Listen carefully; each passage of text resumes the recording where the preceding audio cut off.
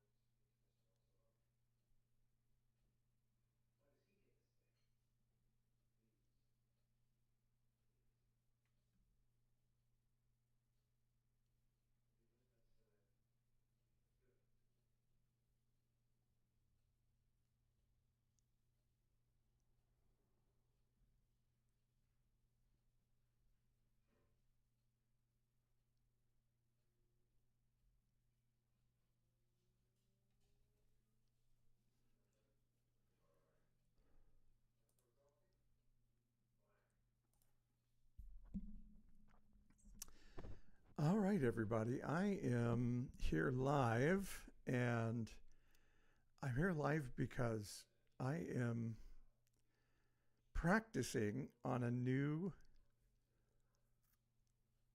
uh, a new stream and a new streaming platform, and we're going to have Evangelicalish tomorrow, and I'm trying to see if I can use the new this new streaming platform, and so I'm playing with it to try to figure out how to make it work, and obviously I have a long way to go because I'm trying to figure it out right now. Um, okay, let's take that out, and so if you can tell me something in the chat and let me know you're seeing it, that'd be great. Uh, I'm just small. I know that. I'm trying to figure out how not to be small. But good to see you, Doug, on the left.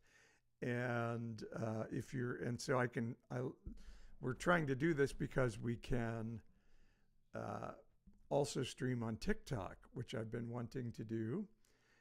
And I'm also not sure exactly how I see our TikTok viewers, but if you're on TikTok and can say hi to me as well and let me know.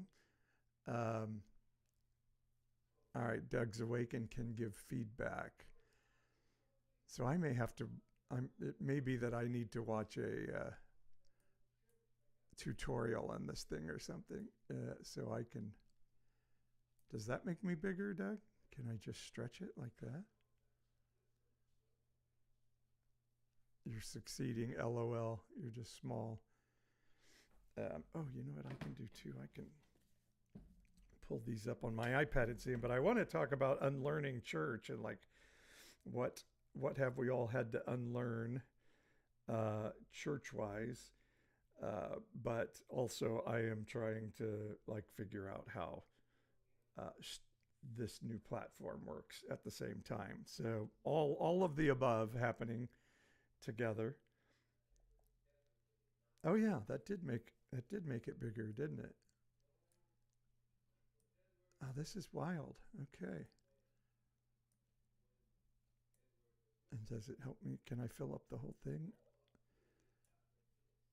We'll do that. All right. Tons of fun here. Tons of fun as we're learning. Um, so, yeah, if you're here on TikTok, go ahead and put something in the stream chat and let me see it.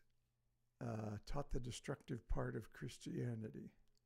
Oh, you're in the minority, Doug, that wasn't taught that. Okay. Um, how do I get to see the TikTok? Yeah, this is going to be fun with me learning this. So we're all fun here. Top chat. There's multi-stream. Oh, this is kind of fun. Um, mini feed mixer. Gosh, this has so many things. I don't know how I possibly see and track everything going on, but that's interesting. And now oh, there we go. I did that. I lost the chat there for a second. I'm wondering how I see TikTok. But yeah, go ahead and hit me up in the chat. Can I see my TikTok live over here? I guess not. Oh, I guess not. Well, how fun. It's fun. I always have fun learning new platforms and all of this stuff. Yeah, Doug, you want to check it out on TikTok?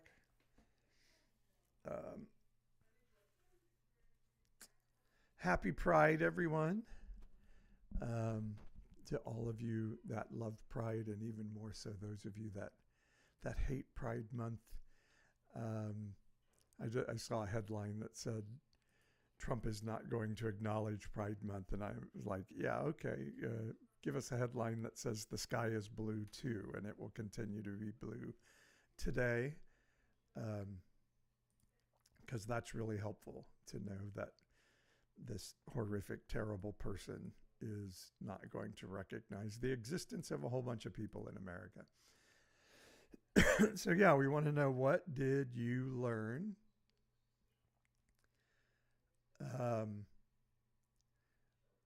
Okay, Doug, you're on YouTube, I see. What did you have to unlearn in Christianity when you stepped out of it? I'm interested to know. And definitely I'm going to have to watch a tutorial on how Streamlabs work. And this is interesting because we've been on a platform called Don't See You on TikTok. Okay. Are we not streaming on TikTok? Go to live dashboard. I have so many buttons to hit. Oh, so we're not streaming on TikTok. Is that right?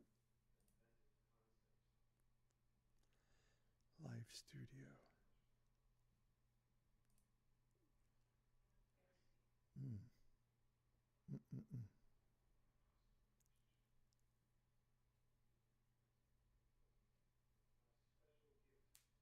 So it says I'm live.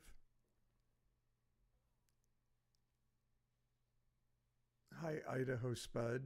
Am I live on TikTok? I'm trying to check it out.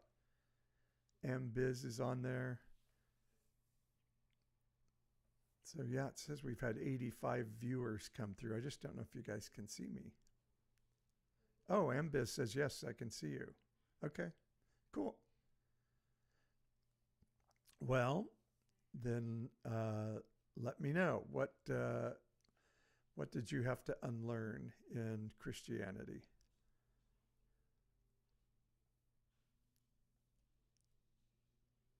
Good to see everybody.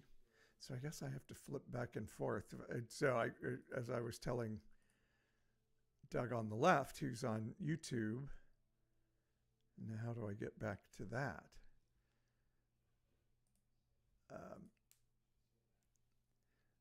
I am learning a new platform, and so this is kind of my test run for that. And so I have no idea what I'm doing, flipping back and forth. So I've now flipped over to the TikTok side, and I'm lost over here. So how do I get back to the YouTube side? That's a good question.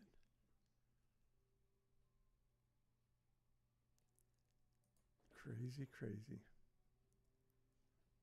language.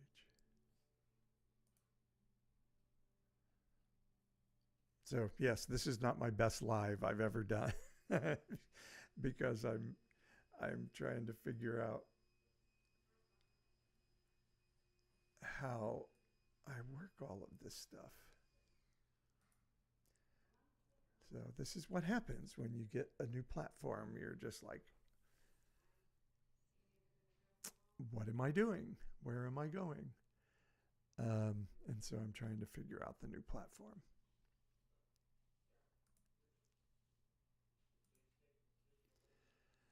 Doug, I don't know if you're saying anything because I can't get back to YouTube. Live.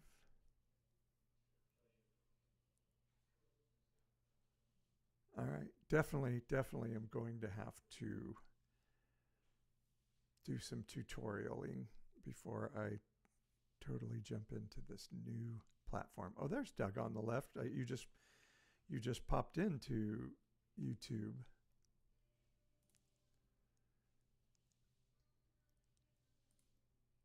Oh, now I see. Oh, that's interesting.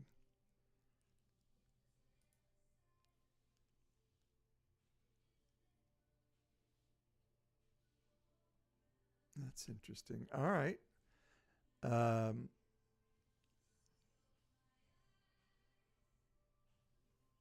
so it comes in a new.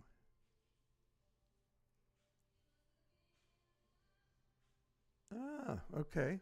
Now I'm learning some things I don't normally do. Oh yeah, I'm on the Pastor Paul channel on TikTok. I don't use the evangelicalish over there very much. It's never been very active.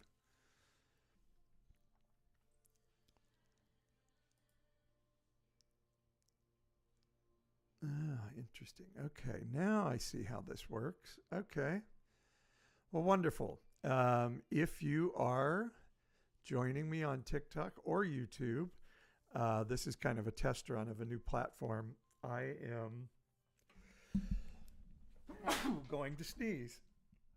I was outside at our Pride Parade all day today, so or not Pride Parade, but at our arts center today, and so it was a little bit of a rough day. And then I got home and was doing homework and trying to get everything going. So here I am, but I'd love to hear from you all on what you had to unlearn when you stepped out of Christianity. Whoop, whoop, Paul always learning new stuff. Yes, trying to at my ripe old age, I'm still trying to be a learner and a grower. So that's me. And would love for you all to share, like, what did you have to unlearn? So the biggest thing that I had, I think that was really important for me to unlearn was, oh, you got to be the lead of the Pride Parade for next week. Wow, nice. The biggest unlearning for me was biblical inerrancy, and that, I grew up sort of being taught that the Bible floated down from heaven in this leather binding, delivered by God, and every word, meant everything. And I started reading the Bible from end to end at a very, very young age. And even at a very young age, I was like, this doesn't make sense. You're just reading through it and you're like, okay, this doesn't make sense. You're just reading along one day and all of a sudden it's like, and God decided to kill Moses. And you're like, wait, what? And then Zipporah, his wife, circumcised him, and God then decided not to kill Moses and his children. And you're just like, okay, this doesn't make sense. Moses is going through all of this crap for God, and God just decided one day, I'm going to kill Moses because he's not circumcised. And you're just like, okay, that's really stupid. What kind of a God would do that? But that's how it works, I guess, sometimes. That was the biggest thing. And so once I was able to do that, and then you would read in the three, what they call the synoptic gospels, Matthew, Mark, and Luke. They call synoptic because they all are all single sourced. They all kind of copied their format from another, either the other two copied from Mark, or all three of them copied from this sort of made up idea. They call it Q, and the idea that there was another writing that Matthew, Mark, and Luke all used as a basic framework for the story of Jesus. But when you would read through the Synoptic Gospels, it says that Jesus, shared Passover, and then, was arrested that night and killed the next day. In John, it says he was crucified on the day of preparation. And, so I always say, in my usual unconventional Pastor Paul way, if God wrote every word of the Bible, it would seem pretty odd that he would forget the day that he beat the shit out of his own son. Don't you think? I mean, that seems a little bit weird that's happening. So, so once I realized I don't have to hold on to the dissonance that this all makes sense, and that probably, when we read about the genocidal commands of God, it's more likely that human beings were like, okay, we committed genocide on these people, so let's go back and write history that says God told us to do that. Let's rewrite history and say God told us to commit genocide there, so that they looked like the good guys. It's like today, every war, both sides are like, God is on our side. Doug on the left says, I had to learn to do what I say, not as I do. I had to learn the do what I say, not as I do applies most to people who taught me what integrity means. Yeah. I definitely had to learn that, so detaching from the inerrancy thing then let me learn a lot of things, because, I used to hear how, those people out in the world are such horrible people. They're so terrible out there. Don't be the world. And then I would look out in the world and say, they seem kind of nice to each other. And we seem kind of mean to each other and to other people. And they seem to love each other, and we don't seem to love anybody. And they seem kind of joyful, and we just seem kind of angry all the time. And those were things that made me I wish I could love people, but I know God tells me not to love people, so I can't. And that, was always a thing where I'm like, yeah. Doug says, Luke 14:26, where Jesus said, hate your parents, directly opposing the 10 commandments, is what sealed the deal for me. I always read that differently, because people have asked me about that before. The idea of, can Jesus be a good guy if he says, hate your mother and father? I think what Jesus is talking about in that passage is, as a first century Jewish person, you would assume that your position of goodness with God comes through your heritage. I'm born of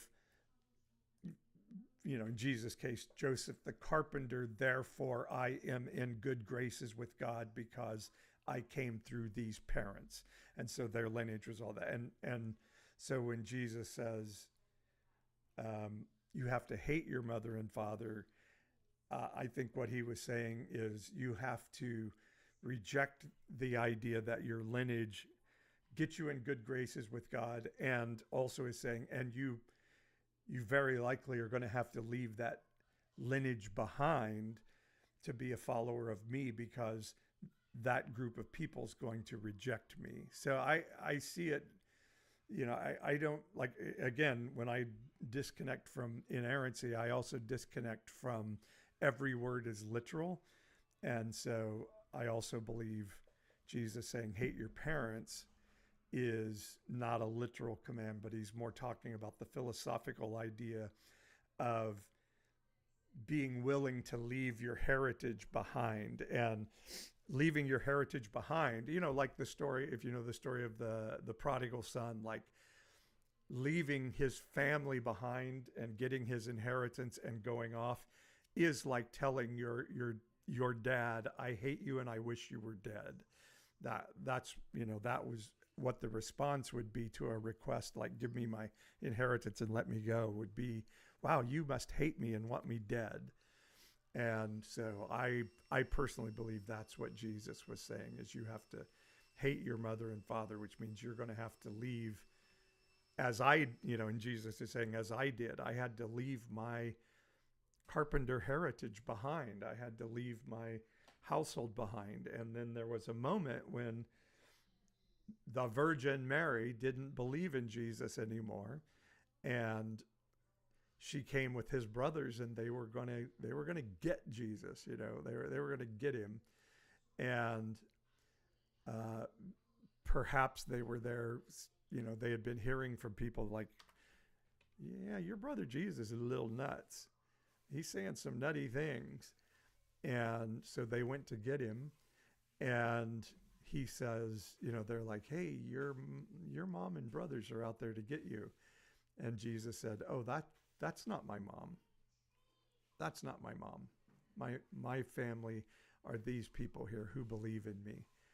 And so again, I think it was a demonstration of hating your family from the vantage point of, to be in this work, you're going to have to leave that lineage and heritage behind. So yeah, those are things. All right. So Doug, we're going to be on tomorrow morning, and at 9 o'clock Pacific, Ashley and I doing the show. I think I'm going to jump off and try to learn a little bit more about the platform and see what I can learn. And we'll try it again tomorrow morning at 9 o'clock Pacific. But thank you for your help. And yeah, I'm going to kind of try to figure some things out. So good to see you, Doug. Hopefully we get to see you again in the morning. And to all of you on TikTok as well, we will see you again soon. Now let me see if I know how to shut the live stream down. View your live stream in a web browser. Go to live